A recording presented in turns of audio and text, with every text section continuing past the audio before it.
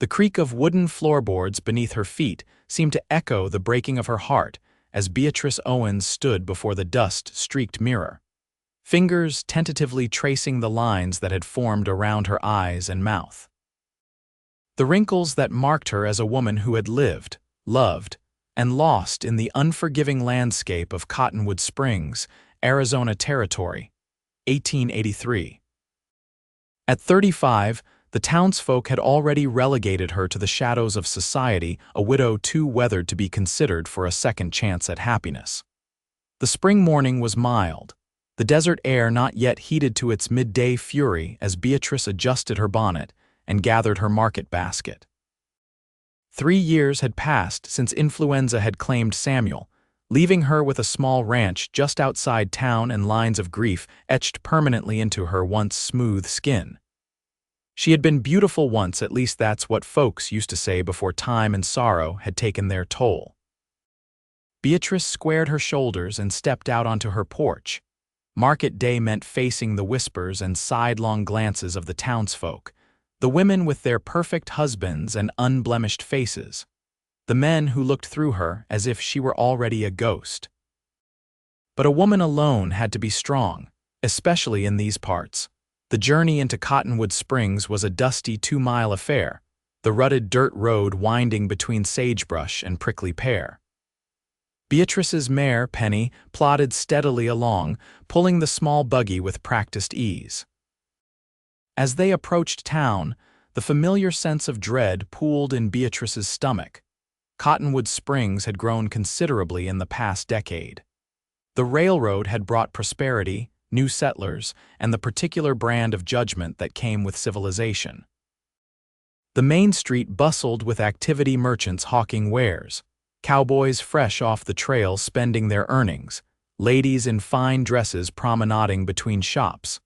Beatrice tethered Penny outside the general store, straightened her simple blue dress, and stepped inside. The bell above the door announced her arrival, and the buzz of conversation dimmed momentarily as several heads turned in her direction. "Good morning, Mrs. Henderson," Beatrice greeted the shopkeeper's wife with a pleasant smile, determined to maintain her dignity. Mrs. Henderson, a plump woman with a perpetual pinched expression, merely nodded. "Mrs. Owens." "I've brought eggs to trade," Beatrice said, setting her basket on the counter. 2 dozen fresh this morning." "I suppose I could take them," Mrs. Henderson replied, examining the eggs with unnecessary scrutiny. Though Mrs. Calloway's hens seemed to produce larger ones lately, Beatrice bit her tongue against the retort that rose to her lips. Her hens laid perfectly fine eggs. "I also need flour, coffee, and some sugar if you have it." As Mrs. Henderson gathered the items, Beatrice became aware of whispers behind her. "Poor thing, looking so worn already," came Martha Wilson's voice, pitched just loud enough to be heard. "Samuel's been gone, 3 years now?" "She looks like she's aged a decade." "That's what happens when a woman tries to run a ranch on her own," her companion replied. "No man to keep her young." Heat flooded Beatrice's cheeks, but she kept her gaze fixed straight ahead. The cruelty wasn't new. Since Samuel's passing, she'd become the object of pity, then gossip, and finally dismissal, a cautionary tale for the young women of Cottonwood Springs of what awaited those who failed to secure lasting protection. "Will there be anything else, Mrs. Owens?" Mrs. Henderson asked, sliding the packaged goods across the counter. "No, thank you," Beatrice replied, carefully counting out the coins she'd saved. The transaction complete, she turned to leave, her spine straight as a rail spike despite the weight of stairs upon her back. The door swung open before she reached it, and a tall figure blocked the sunlight. The store fell silent as Randall Vance stepped inside, removing his hat in one fluid motion. Dust from the trail clung to his clothes, and his sun-bronzed face spoke of days spent beneath the open sky. Randall Vance was new to these parts, a cowboy who'd arrived with a cattle drive 6 months back and stayed on, taking work at the Double Bar Ranch outside of town. Rumor had it, he was no ordinary cowhand but a man with education and means who chose the saddle over more comfortable prospects. At around 40, with strands of silver threading through his dark hair at the temples, he carried himself with the quiet confidence of a man who knew his place in the world. "Madam," he said, stepping aside to let Beatrice pass, his deep voice resonating with simple courtesy. Their eyes met briefly, hers startled by the direct acknowledgement, his observant and steady. "Thank you," she murmured, hurrying past him into the street, feeling oddly flustered. It had been some time since a man had looked at her with something other than indifference or pity. Beatrice made her way down the boardwalk, intending to stop at the Mercantile for thread before heading home. She was nearly there when she heard the commotion, a horse's frightened whinny, followed by shouts of alarm. A stagecoach was thundering down the main street, the driver slumped over, horses running wild with fear. People scattered to safety, but ahead, a small boy stood frozen in the road, clutching a wooden toy. Without thinking, Beatrice dropped her packages and lunged forward, but strong hands grabbed her from behind, spinning her aside as a blur of movement shot past. Randall Vance had emerged from the general store and was now sprinting toward the child, his long legs eating the distance with remarkable speed. The entire town seemed to hold its breath as Randall scooped up the boy mere seconds before the stagecoach barreled through. He rolled with the child in his arms, coming to rest against a water trough as the runaway coach continued down the street until several men managed to catch and calm the horses. Beatrice hurried toward Randall and the boy, her heart pounding. "Is he hurt?" Randall was already checking the child for injuries. "Seems to be just scared," he answered, his voice gentle as he helped the boy to his feet. "What's your name, son?" "Tommy Wilson," the boy hiccuped between sobs. Martha Wilson pushed through the gathering crowd with a cry, snatching her son from Randall's care. "Tommy, oh my baby," she clutched the boy to her chest, then glanced at Randall. "Thank you, Mr. Vance, you saved my boy." "Anyone would have done the same, madam," Randall replied, dusting himself off. Martha's gaze slid to Beatrice, narrowing slightly. "What were you thinking, running into the street like that? You could have gotten yourself killed too." The unfairness of the accusation stung. "I was only trying to help," Beatrice said quietly. "Well, thank goodness Mr. Vance was here," Martha sniffed, turning away with her son. Beatrice bent to retrieve her fallen packages, fighting back the humiliation burning in her throat. A shadow fell across her, and she looked up to find Randall kneeling beside her, gathering the spilled flour that had burst from its paper wrapping. "I'm afraid this is ruined," he said, his voice pitched low enough that only she could hear. "Allow me to replace it." "That's not necessary," Beatrice said quickly. "I insist." His eyes, a deep, thoughtful brown, met hers directly. "It's the least I can do, considering you were brave enough to try saving that boy before I got there." Something in his sincere gaze made it impossible to refuse. "Thank you, Mr. Vance." "Randall," he corrected, the hint of a smile softening his weathered features. "And you're Mrs. Owens, if I recall correctly?" "Beatrice," she replied, surprised he knew her name. They walked back to the general store together, aware of the curious stares following them.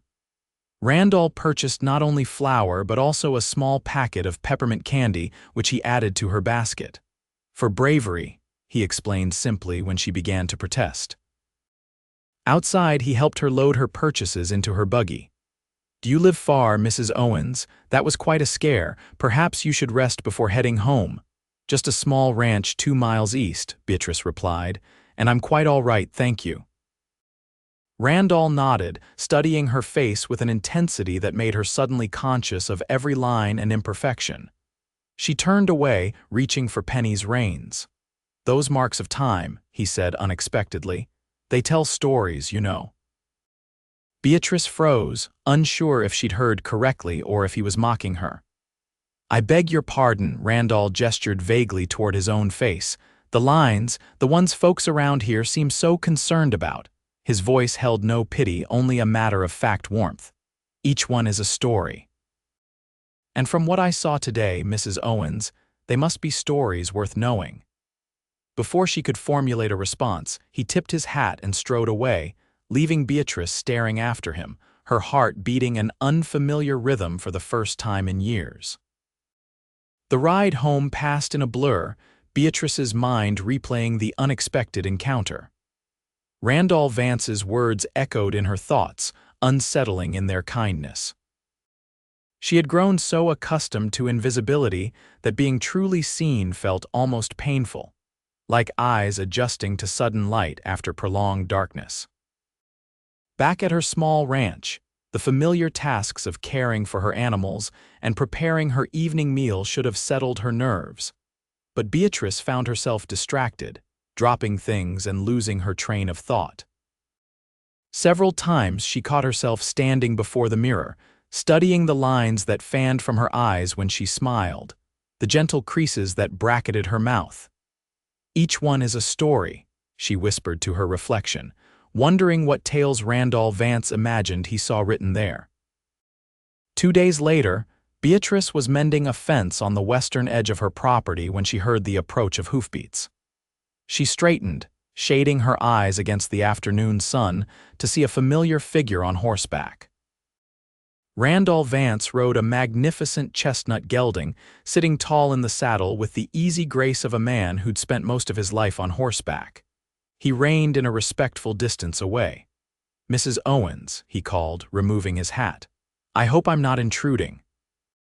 Beatrice hastily tucked a loose strand of hair behind her ear, suddenly conscious of her work-worn appearance, faded dress, scuffed boots, and hands roughened by labor.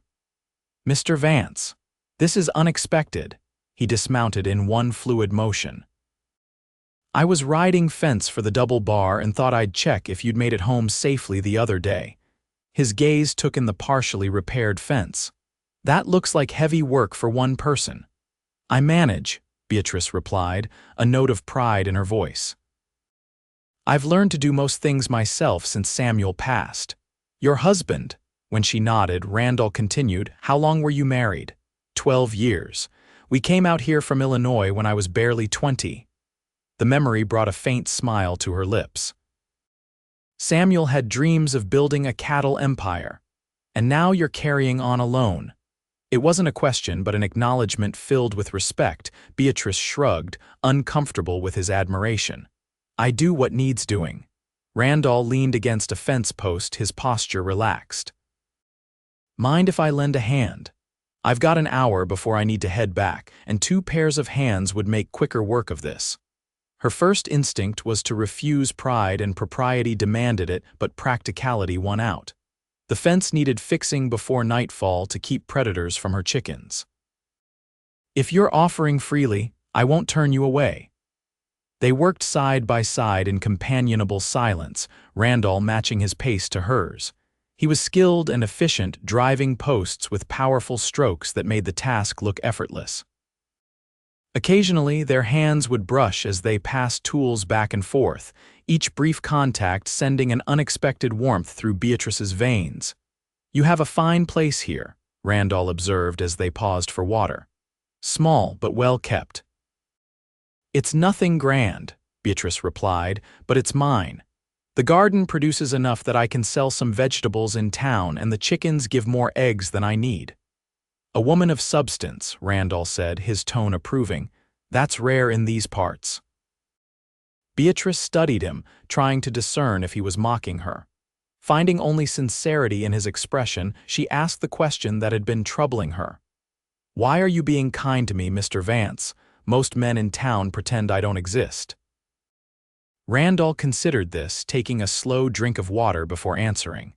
"I've never put much stock in what most men think." He replaced his hat, adjusting the brim against the sun. "And I find that the people others overlook are often the most worth knowing, even old widows with wrinkles." The words slipped out before she could stop them, followed immediately by a flush of embarrassment. Instead of the awkward response she expected, Randall laughed, a rich, genuine sound that seemed to resonate through the clear desert air. "Especially them." His expression grew more serious. "You know, Mrs. Owens, I've ridden with men twice your age who haven't earned half the lines on their faces. Those marks come from living, not just aging. from smiling and worrying and enduring. He stepped closer, his gaze holding hers with unexpected intensity. The way I see it, each wrinkle is a story I'd like to hear sometime. The air between them seemed to still, charged with something Beatrice couldn't name. For a breathless moment, she thought he might reach out to touch her face, but instead he turned back to the fence. "We should finish before the light fades," he said, his voice a touch rougher than before. They completed the repairs as the sun dipped toward the horizon, painting the landscape in shades of gold and amber. When the last nail was driven, Randall gathered his tools and prepared to leave. "Thank you for your help," Beatrice said, walking with him to where his horse waited. "It would have taken me twice as long alone. It was my pleasure." He mounted his gelding with practiced ease. "Perhaps I could stop by again sometime. There must be other repairs needed around a place this size." Beatrice hesitated. A man calling on a widow living alone would set tongues wagging in Cottonwood Springs faster than a prairie fire, yet the prospect of seeing Randall again stirred something long dormant within her. "Sunday afternoons I usually bake," she heard herself say. "If you happen to ride by, I wouldn't turn away company." A slow smile spread across Randall's face, crinkling the corners of his eyes in a way that made Beatrice's heart skip. "Sunday it is, then." He touched his hat brim in salute. "Until then, Mrs. Owens." "Until Sunday, Mr. Vance," she replied, watching as he rode away, the setting sun casting his silhouette in sharp relief against the darkening sky. That night, Beatrice lay awake long after she should have been asleep, her mind filled with thoughts of a man who looked at her wrinkles and saw stories worth hearing. Sunday arrived with painful slowness. Beatrice rose early, swept and dusted her modest home until it gleamed, and then spent an inordinate amount of time deciding what to wear. She settled on a blue calico dress that Samuel had always said matched her eyes, with lace at the collar that softened her appearance. By midday, she had baked an apple pie, its cinnamon-scented steam filling the small house with warmth and promise. As the appointed hour approached, Beatrice found herself watching the road with increasing anxiety. What if he didn't come? Worse still, what if this was all some elaborate jest at her expense? But precisely at 3 o'clock, Randall Vance appeared on the horizon, riding steadily toward her ranch. He'd traded his work clothes for a clean shirt and vest, his boots polished to a respectable shine. As he dismounted in her yard, Beatrice felt a flutter of nervousness she hadn't experienced in years. "Mrs. Owens," he greeted her, removing his hat to reveal neatly combed hair. "I hope I'm not too early." "Not at all," she replied, gesturing toward the house. "Please come in." Inside, Beatrice served coffee and pie at her small dining table, hyper-aware of how Randall's presence seemed to fill the modest room. His eyes took in the simple furnishings, the braided rug Samuel's mother had made, the faded curtains, the bookshelf filled with well-worn volumes. "You like to read," he observed, nodding toward the books. "When there's time," Beatrice admitted. "Not as much as I used to, but on winter evenings especially." "What do you prefer?" The question surprised her. Few people in Cottonwood Springs ever asked about her interests. "History mostly. And poetry sometimes, though Samuel always thought that was frivolous." Randall's eyes brightened. "Poetry is never frivolous. It's how we make sense of the world when ordinary words fail us." Their conversation flowed easily after that, moving from books to Randall's travels across the Western Territories, to Beatrice's childhood in Illinois. She found herself laughing more than she had in years, drawn out of her shell by his genuine interest and the stories he shared of life on the trail. "How did you come to stay in Cottonwood Springs?" she asked as they finished their pie. "Most cowhands move on with the herds." A shadow crossed Randall's face briefly. "I've been moving a long while, figured it was time to put down some roots." He met her gaze directly. "The older I get, the more I realize that wandering only takes you so far. At some point, a man needs to find a place worth staying." There was something unspoken in his words that made Beatrice's pulse quicken. Before she could respond, he changed the subject, asking about her garden and whether she might be willing to show him around the property. The afternoon passed in a haze of pleasant conversation as they walked her small ranch. Randall pointed out a sagging corner of the barn roof that needed attention and offered to return the following weekend to help repair it. By the time he prepared to leave, the sun was beginning its descent, casting long shadows across the yard. "Thank you for the pie," he said, standing by his horse. "And the company, both were exceptional." "Thank you for coming," Beatrice replied, suddenly shy under his warm gaze. "It's been nice to have someone to talk to." Randall hesitated, then reached out slowly, his fingers brushing a strand of hair from her face with unexpected tenderness. "There's a story here," he said softly, his thumb lightly tracing a laugh line near her eye. "One I'd very much like to learn." Before Beatrice could respond, he mounted his horse and tipped his hat. "Until next Sunday, Mrs. Owens." "Beatrice," she called as he turned to go. "Please call me Beatrice." His smile was like sunrise breaking over the mountains. "Beatrice," he repeated, the name sounding like a promise on his lips. "Until Sunday, Beatrice." She watched him ride away, her hand unconsciously touching the spot where his fingers had brushed her skin, wondering if at 35 a woman could still feel like a girl with her first suitor. True to his word, Randall returned the following Sunday and the one after that. Each visit brought new repairs to her property and new revelations about the man himself. He had been born in Virginia, educated back east, and had fought briefly in the war before heading west. He spoke little of family, though Beatrice gathered there had been some falling out with his father many years ago. Over time, their Sunday afternoons extended into evenings, with Randall staying for supper before riding back to the double bar in the gathering twilight.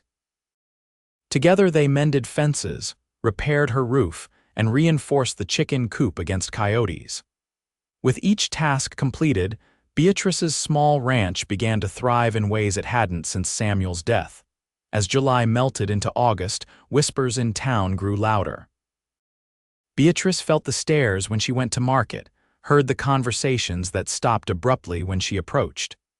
Martha Wilson and her circle were particularly venomous, speculating on what a man like Randall Vance could possibly want with a used-up widow like Beatrice Owens. "He's just being charitable," Martha declared loudly one day as Beatrice selected fabric at the mercantile. "Or perhaps he's after her land. Men like that always have motives." The words stung, but Beatrice held her head high. She knew the truth of the quiet moments shared with Randall, how they spoke of books and dreams. How he listened when she recalled memories of Samuel without awkwardness. How his eyes crinkled when he laughed at her dry observations about their neighbors. Yet doubt crept in during the long weekdays between his visits. What if Martha was right? What could a man like Randall, who could have his pick of younger, prettier women, possibly see in her? One scorching August afternoon, Beatrice waited on her porch for Randall's arrival, a pitcher of lemonade prepared against the heat. When he finally appeared, she noticed immediately that something was wrong. His shoulders were tense, his expression troubled as he dismounted. "What is it?" she asked, rising to meet him. "I had words with some men in town," he replied, his voice tight with controlled anger. "Overheard them speaking about you in a manner no gentleman would tolerate." Beatrice's stomach clenched. "What did they say?" Randall's jaw worked as he struggled with whether to repeat the slander. "They suggested my interest in you was improper, or worse, motivated by pity." Hot shame washed over her. "Perhaps they're right to wonder," she said quietly. "I've asked myself the same question often enough." "What question?" "Why you come here Sunday after Sunday? Why you spend time with me when there are younger women without my flaws?" Randall's expression hardened. "Is that what you think? That I'm here out of pity?" "I don't know why you're here," Beatrice admitted, her voice barely above a whisper. "I only know that when you leave, I count the days until you return, and it frightens me." For a long moment, Randall stared at her, his gaze intense. Then with deliberate steps, he closed the distance between them, cupped her face in his weathered hands and kissed her. The touch of his lips against hers was gentle at first, a question that deepened into certainty as Beatrice responded. Her hands found his shoulders, solid and real beneath her fingers, as the years of loneliness melted away in the heat of his embrace. When they finally parted, both breathless, Randall rested his forehead against hers. "I'm here because in a lifetime of wandering, I've never met anyone like you," he murmured. "Because your strength humbles me. Because when I look at your face, yes, with all its beautiful lines, I see a woman who has lived fully and still has so much life to give." Tears pricked Beatrice's eyes. "I'm afraid," she confessed, "afraid to believe in this, in us." "Then let me give you reason to believe," Randall replied, taking her hand in his, "one day at a time." That evening they sat together on her porch swing as twilight painted the desert in deepening shades of purple and rose. With her head resting against his shoulder, Beatrice felt a sense of rightness she had nearly forgotten could exist. "Tell me," Randall said softly, his fingers tracing the lines at the corner of her eye. "This one, what's its story?" Beatrice smiled, leaning into his touch. "That one's from squinting into the sun the day Samuel and I first saw this land. We stood right there," she pointed to a spot near the cottonwood tree, "and I knew this would be our home. And this one?" His thumb brushed the crease beside her mouth. "Grief," she answered honestly. "The day we buried our infant daughter." Randall's arm tightened around her. "I'm sorry." "It was many years ago. She came too early, lived only hours." Beatrice had never spoken of this loss to anyone in town. Samuel never wanted to try again after that. They sat in silence for a moment, honoring the memory of what might have been. Then Randall's fingers found another line, this one at her brow, and here, worry, "The winter Samuel fell ill. I knew before the doctor said it that he wouldn't see spring." Randall pressed his lips to the spot, a benediction for past sorrows. "You've endured much, Beatrice Owens." "Life happens to us all," she replied. "These marks are just my map." "A beautiful map," he murmured against her skin, "leading me exactly where I'm meant to be." As summer yielded to autumn, Randall's visits became more frequent. He began spending Wednesdays at her ranch as well as Sundays, helping with harvesting and preserving the garden's bounty for winter. They settled into a comfortable rhythm, working side by side during the day and sharing quiet evenings by the fire, talking of everything and nothing. The gossip in town continued, but it had lost its power to wound Beatrice. She walked through Cottonwood Springs with new confidence, her back straight and her gaze steady. When Martha Wilson and her friends whispered behind their hands, Beatrice merely smiled and continued about her business. One Wednesday in late September, Beatrice was surprised to see Randall arrive with a wagon rather than on horseback. More surprising still was the load it carried: lumber, tools, and supplies far beyond what any simple repair might require. "What's all this?" she asked as he pulled up to the house. Randall jumped down from the wagon seat, his expression a mixture of determination and nervousness. "I have a proposition for you, Beatrice." Her heart quickened. "I'm listening." "Your barn needs expanding if you're to keep that milk cow we've been discussing," he began, gesturing toward the structure. "And the house could use a proper second bedroom, especially if you ever decide to take in boarders for extra income." Beatrice studied him, sensing there was more to this than practical improvements. "Those are ambitious projects." "They are," he agreed. "Which is why I've given notice at the double bar. I can't properly help you and work there too." "Given notice," Beatrice echoed, stunned. "But where will you go?" Randall took a deep breath, removing his hat and holding it before him like a shield. "That depends entirely on you." He reached into his pocket and withdrew a small object, holding it out in his palm, a simple gold band. "I'm asking if I might stay here, as your husband." The world seemed to still around them, the only sound the distant call of a hawk circling overhead. Beatrice stared at the ring, then at Randall's face, searching for any sign of doubt or hesitation. She found none, only steady resolve and something deeper that made her breath catch. "People will talk," she said at last, her voice scarcely above a whisper. "Let them," Randall replied with a shrug. "Their opinions matter far less to me than your answer." Why me? The question that had haunted her for months finally found voice. You could have any woman in the territory. Someone younger without my past. Randall stepped closer, his free hand reaching up to trace the beloved lines of her face. I don't want any woman, Beatrice. I want the one whose stories are written here, where I can read them every day for the rest of my life. His thumb brushed across her lips. I want the woman who rebuilt her life from ashes, who faces each day with quiet courage, who makes me feel I've finally found my home. Tears spilled down Beatrice's cheeks as decades of protective walls crumbled beneath the weight of his sincerity. Yes, she breathed, hardly believing her own voice. Yes, I will marry you, Randall Vance. His smile was radiant as he slipped the ring onto her finger. It fit perfectly, as if it had been waiting all along for this moment. When he kissed her, Beatrice felt the promise of all their tomorrows in the tender pressure of his lips. They were married 2 weeks later in a simple ceremony at the small church in Cottonwood Springs. Despite the short notice, nearly the entire town attended, some out of genuine goodwill, others out of curiosity or a desire to witness what they considered a spectacle. Beatrice wore a dress of soft ivory satin that Randall had ordered from a catalog in Tucson, with lace at the collar that framed her face to perfection. As they exchanged vows before the minister, Beatrice was conscious of the whispers and stares, but they no longer held power over her. What mattered was the man standing before her, his eyes filled with a love that saw beyond surface appearances to the essence of who she was. After the ceremony, they hosted a modest reception at her now-their ranch. To Beatrice's surprise, many of the townsfolk who had once shunned her offered sincere congratulations.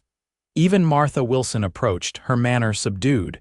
"You look beautiful, Beatrice," she said, the compliment clearly costing her some effort. "I wish you both happiness." "Thank you, Martha," Beatrice replied graciously, recognizing the olive branch for what it was.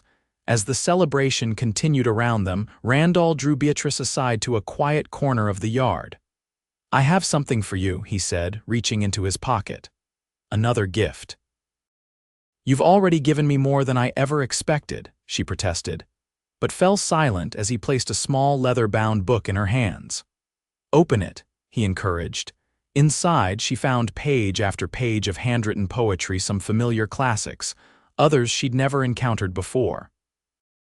Interspersed among them were drawings, sketches of her ranch, her garden, and, to her astonishment, herself rendered with loving attention to every detail, including the very lines that had once caused her such shame. "When did you do this?" she asked, turning the pages with wonder. "I've been working on it since that first Sunday," Randall admitted. "I wanted you to see yourself through my eyes." Beatrice traced a finger over a particularly beautiful drawing of herself standing by the garden gate, her face lifted toward the sun, lines and all captured with exquisite care. "Is this really how you see me?" "It is," he confirmed, his voice husky with emotion. "Beautiful, strong, mine." The last word sent a shiver of delight through her. "Yours," she agreed, rising on tiptoe to seal the promise with a kiss. That night, after the guests had departed and they were finally alone, Randall carried Beatrice across the threshold of their home with formal ceremony. In the privacy of their bedroom, illuminated only by lamplight, he undressed her with reverent hands, his gaze never leaving her face. "You're trembling," he observed softly. "It's been a long time," she admitted, "and I'm not as I once was." Randall smiled, drawing her close against the solid warmth of his body. "Neither am I," he reminded her. "We've both traveled rough roads to find each other. The marks of that journey only make what we've found more precious." His words dissolved her fears, and Beatrice surrendered to the tenderness of his touch. In his arms, she rediscovered parts of herself long thought lost: passion, abandoned joy. When they lay together afterward, her head pillowed on his chest, she felt a sense of homecoming that transcended physical pleasure. "I never thought I could feel this way again," she confessed into the darkness. "After Samuel died, I believed that part of my life was over." Randall's fingers trailed lazily along her spine. Life has a way of surprising us when we least expect it. I'd given up on finding someone to build a future with until I saw you that day in the general store. Really? Even then, he confirmed. There was something in the way you held your self-dignity despite how they treated you. It drew me like a beacon. Beatrice propped herself up to study his face in the faint moonlight filtering through the curtains. And now? Do you have any regrets, now that you're shackled to an aging widow with a small ranch and town gossips for neighbors? Randall laughed, pulling her closer. My only regret is that I didn't find you sooner. His expression grew serious. But we have now, Beatrice, and all the days ahead. True to his word, Randall began the promised improvements to the ranch immediately after their wedding. The barn expansion came first, followed by the addition to the house, a spacious second bedroom with large windows that caught the morning light. By Christmas, they had acquired not only the milk cow but also 2 fine horses and a small flock of sheep whose wool Beatrice planned to spin and weave. The transformation of the ranch was matched by subtle changes in Beatrice herself. The constant strain of solitary struggle eased from her shoulders, allowing a natural grace to return to her movements. She laughed more freely, sang as she worked, and held her head high when they went to town together. Some lines on her face actually softened, while others, especially those framing her smile, deepened with frequent use. Winter passed in a blur of contentment, the cold nights made warm by shared blankets and whispered conversations. Spring arrived with a riot of wildflowers painting the desert in unexpected color, mirroring the blossoming of their life together. On a mild April morning, Beatrice woke feeling strangely unsettled. Randall had already risen and was out tending to the animals, giving her a rare moment of solitude. She dressed slowly, pausing before the mirror to study her reflection. At nearly 36, she looked different. Her cheeks held a healthy flush, her eyes sparkled with an inner light, and yes, the lines remained, but now they seemed to tell stories of joy as well as sorrow. A wave of nausea suddenly washed over her, sending her hurrying outside for fresh air. It passed quickly, but left her wondering. This was the 3rd morning in a row she'd felt this way. When Randall returned from the barn, he found her sitting on the porch steps, a thoughtful expression on her face. Something troubling you? He asked, settling beside her. Beatrice hesitated, almost afraid to voice her suspicion aloud lest it prove false. I'm not certain yet, she said carefully, but I think I may be with child. Randall went utterly still, his eyes widening. A baby, our baby, she nodded, watching his face anxiously. It's early days yet, and at my age it's not without risk, but all the signs are there. For a moment, Randall seemed unable to speak. Then, with infinite tenderness, he placed his hand over her still flat abdomen.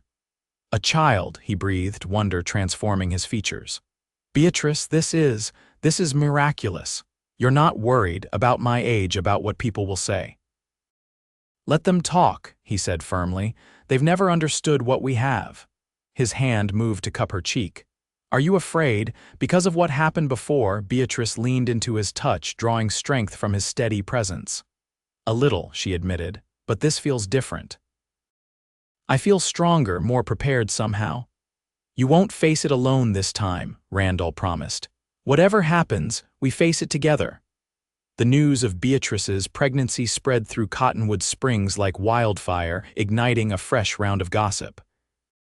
Some expressed genuine happiness for the couple, while others clucked their tongues over a woman her age attempting motherhood. Martha Wilson, to everyone's surprise, personally delivered a handmade baby blanket to the ranch, along with practical advice about managing morning sickness. I had 5 children myself, she told Beatrice, each one different but all worth every moment of discomfort. As Beatrice's body changed with the growing life inside her, Randall's devotion only deepened. He took on more of the physical labor around the ranch, insisted she rest during the heat of the day, and read aloud to her in the evenings, his hand often straying to the gentle swell of her belly as their child responded to the sound of his voice. Summer arrived with brutal heat, making Beatrice's condition more challenging. Yet despite the discomfort, she bloomed. Her skin took on a luminous quality, and her hair, which had begun to dull with age, regained a hint of its youthful luster. Randall joked that she was aging backward, growing more beautiful with each passing day. "It's because I'm happy," she told him one evening as they sat watching the sunset. "Truly, deeply happy in a way I never expected to be again." "As am I," he replied, his arm secure around her shoulders. "You've given me a home, Beatrice, not just this place, but here," he touched his heart. "A place to belong."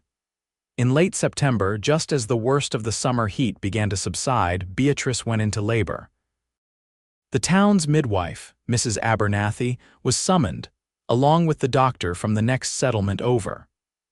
Randall paced anxiously outside the bedroom door as Beatrice's labor progressed, her occasional cries of pain cutting him to the quick. After 12 grueling hours, as the first light of dawn touched the eastern horizon, their daughter was born small but healthy, with a powerful set of lungs that announced her arrival to the world. Mrs. Abernathy cleaned and swaddled the infant while the doctor attended to Beatrice, then placed the tiny bundle in Randall's trembling arms. "Congratulations, Mr. Vance," she said with a tired smile. "You have a beautiful daughter and your wife has come through splendidly." Randall stared down at the perfect miniature face, overcome with emotions he couldn't begin to name. When he was finally allowed into the bedroom, he found Beatrice propped against pillows, exhausted but radiant. "She's perfect," he said, carefully transferring their daughter to Beatrice's waiting arms, "just like her mother." Beatrice touched the baby's delicate features with wondering fingers. "She has your chin," she observed, smiling up at her husband. "And your determination, I think."